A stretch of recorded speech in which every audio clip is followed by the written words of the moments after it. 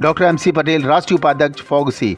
गर्भावस्था कानून में सुप्रीम कोर्ट की गाइडलाइन, साथ ही मेडिकल प्रोटेक्शन एक्ट जो डॉक्टरों को राहत देता है, उस पर सन 2013 में बने अध्यादेश पर चर्चा। राज्य सरकारें इसे इम्प्लीमेंट कर रही, परंतु केंद्र सरकार ने अभी तक इस पर कोई कदम नहीं उठाया। डॉक्टरों के लिए बनी संस्थाओं को इस पर ध्यान देना होगा ताकि इसे पूरे देश में लागू किया जा सके। इस पर अपने विचार व्यक्त किए डॉक्टर उषा गोयनका तथा डॉक्टर सीमा द्विवेदी ने। कानपुर से doctor Krishna Tripathi, bureau chief की रिपोर्ट। डॉक्टर MC पटेल, अहमदाबाद से, पूर्व राष्ट्रीय उपाध्यक्ष फॉक्सी।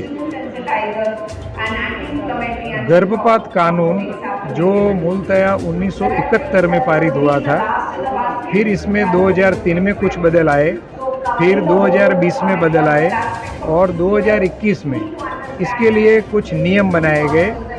तो पहले 20 हफ्ते तक गर्भपात का प्रावधान था, तो ये जो बदल आया 2021 में, तो इसमें 24 हफ्ते तक गर्भपात का प्रावधान किया गया। तो पहले क्या था कि 20 हफ्ते के बाद ये छूट नहीं थी।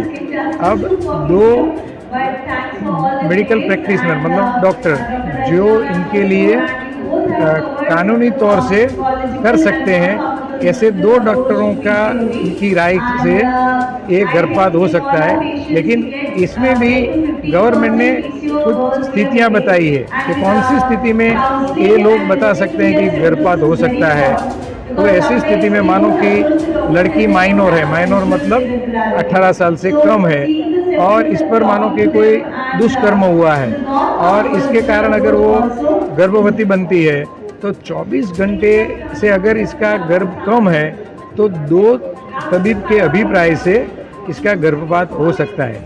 अगर मानो कि मानसिक रूप से वो विकलांग है या तो अंदर जो बच्चा पल रहा है इसमें कुछ ऐसी विकलांगता है जो दवाइयों से या तो ऑपरेशन से ठीक नहीं हो पाती और बच्चे के जीव के लिए जोखिम है, तो ऐसे मामलों में भी 24 हफ्ते तक गर्भपात हो सकता है। ऐसे कई प्रावधान इसमें बताए गए हैं जिसमें 24 घंटे तक का गर्भपात हो सकता है। 24 घंटे से मानो कि अगर ज़्यादा है और जो ऑपरेशन या तो दवाइयों से ठीक नहीं हो सकती है, ऐसे मामलों में मेडिकल बोर्ड अगर अभिप्राय देती है कि भाई ये गर्भपात करना चाहिए या तो गर्भपात हो सकता है, तो 24 हफ्ते के बाद भी मेडिकल बोर्ड के अभिप्राय से गर्भपात हो सकता है। हर एक ज़िले में एक मेडिकल बोर्ड बनना चाहिए। कई ज़िलों में मेडिकल बोर्ड बन गए इसमें है, कई ज़िलों में शायद नहीं बने होंगे। जो ज़िलों में बन गए हैं मेडिकल बोर्ड के पास जा सकते हैं, जो ज़िलों में नहीं बने हैं तो हाई कोर्ट में रिट पिटीशन करते हुए उनकी परमिशन मांगी जाती है कि हमें गर्भपात के लिए परमिशन दी जाए। ऐसे मामलों में honourable high court medical board को देते हैं अभिप्राय के लिए, और मेडिकल बोर्ड अगर ओपिनियन करता है तो ये गर्भपात हो सकता है।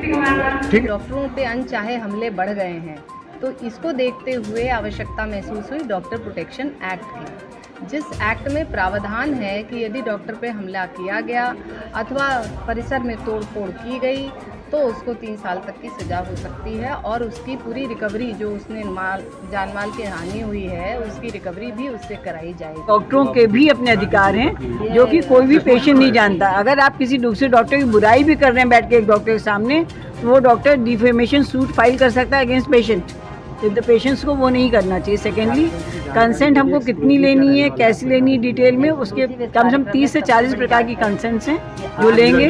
पेशेंट अगर अस्पताल से छुट्टी चाहता है तो परमिशन से लेगा कि बिना परमिशन छुट्टी लेता है तो क्या करता है, बिना बताए चला जाता है तो क्या एक्ट है, ये सब इस एक्ट में कवर्ड है। और MTP एक्ट में ये medical termination pregnancy act India का सबसे लिबरल एक्ट है। दुनिया में ऐसा एक्ट कहीं पर भी नहीं है। जो हम लोग 6 हफ्ते से लेकर 26 हफ्ते तक कर सकते हैं विदाउट कोर्ट परमिशन, और 26 हफ्ते के बाद हम सुप्रीम कोर्ट की परमिशन से उसके बाद भी कर सकते हैं। बच्चे में अगर एबनॉर्मेलिटी निकलती है, क्योंकि बहुत सी एबनॉर्मेलिटीज आपको शुरू में नहीं पता चलती, वो 27-28 हफ्ते में ही पता चलती है। सेकेंडली, आपका अगर अविवाहित मातृत्व का भी पूरा अधिकार दिया है सुप्रीम कोर्ट ने कि वो टर्मिनेशन प्रेगनेंसी बिना किसी की कंसेंट के अपनी कंसेंट पे करा सकते हैं।